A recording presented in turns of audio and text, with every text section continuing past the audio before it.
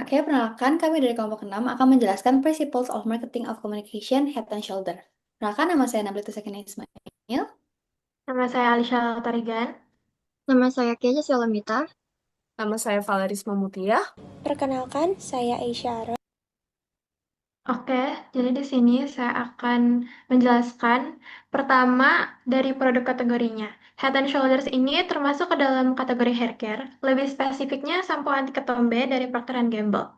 Nah, untuk key features-nya, produk ini punya formula utama zinc peroxide atau lebih dikenal dengan ZPT, yang fungsinya untuk menghilangkan ketombe, ngurangin rasa gatal, dan juga kulit kepala tetap sehat.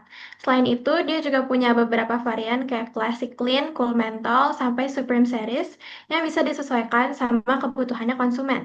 Target konsumennya sendiri itu pria dan wanita usia 18-40 tahun, terutama yang aktif, yang sering beraktivitas di luar, dan pengen tetap tampil bersih serta percaya diri tanpa ketombe.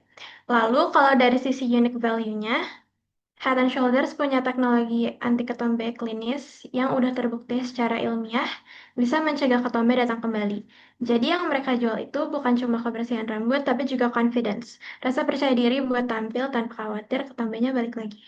Saya akan menjelaskan tentang sumber Head and Shoulders. Tahun 1949, John Paran, seorang insinyur kimia dan ahli bakteri dari Universitas Tennessee, bergabung dengan Procter Gamble. Ia mempunyai misi besar untuk menemukan cara agar ketombe bisa dihilangkan. Setelah kurang lebih 10 tahun melakukan penelitian klinis, pada 1961, Dr. Paran dan timnya berhasil menemukan bahan yang efektif untuk melawan ketombe. Mereka terus menyempurnakan hasilnya hingga tahun 1975 dan akhirnya lahirlah sampo yang terbukti secara ilmiah mampu membersihkan ketombe sekaligus memberikan aroma yang segar. Selanjutnya, saya akan menjelaskan saluran dan media yang digunakan oleh Head and Shoulders. Saluran atau media yang digunakan Head and Shoulders di Indonesia dalam kampanye Say It Proud mencangkup televisi, platform digital seperti YouTube dan media sosial, siaran radio serta konten audio, pemasaran lewat mesin pencari, desain kemasan produk hingga promosi dari mulut ke mulut. Dan yang terakhir dari saya akan menjelaskan feedback dari customer. Masyarakat atau konsumen di Indonesia bisa memberikan masukan terkait Head and Shoulders seperti saran komentar atau keluhan lewat berbagai saluran resmi yang disediakan oleh Procter Gamble Indonesia sebagai pihak yang memproduksi produk tersebut.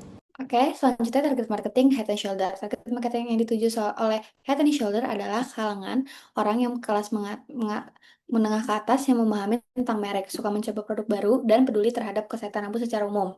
Head and Shoulder ini juga menargetkan orang-orang yang usia tengah yang mengalami masalah kulit kepala dan ketombe. Awal strateginya, pemasarannya, mereka membuat iklan yang menunjukkan hampir 100% bahwa dengan hanya sekali menggunakan produk, shampoo bisa memberikan bantuan hampir 100% terhadap ketombe. Mereka juga memperkenalkan berbagai fitur lainnya seperti sensasi dingin dari mentol, meningkatkan volume rambut, serta terapi mengatasi rambut rontok untuk kalangan mahasiswa dan profesional muda yang memperhatikan tentang kesehatan rambut mereka. Head and Shoulder juga memanfaatkan pola pikir psikologis dari kelompok ini dengan hanya menggunakan aktor ternama dalam iklannya.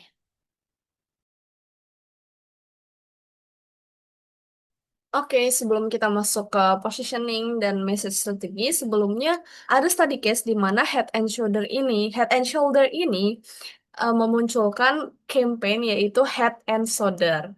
Seperti tadi saya salah sebut, jadi banyak masyarakat Indonesia dan ketika itu ada ibu-ibu yang dia tuh menyebut Head and Shoulder itu dengan Head and Shoulder, yang akhirnya dinotis oleh brand itu sendiri dan kemudian dimanfaatkan menjadi campaign Head and Shoulder, di mana Head and Shoulders sampai mengubah username, bukan username, tapi display name menjadi Head and Shoulder. Karena di sini mereka mau menyampaikan apapun penyebutannya, samponya tetap kita, seperti itu.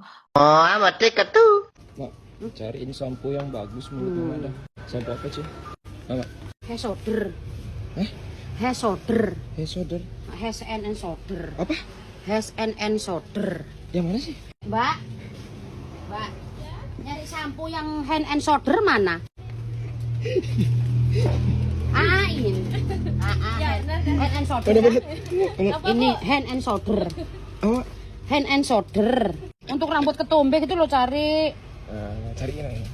Lah, itu head, head, and Head and shoulder. lagi sini ngomong. Hand and shoulder. Apa? Hand and shoulder. Ah, kamu ini kah?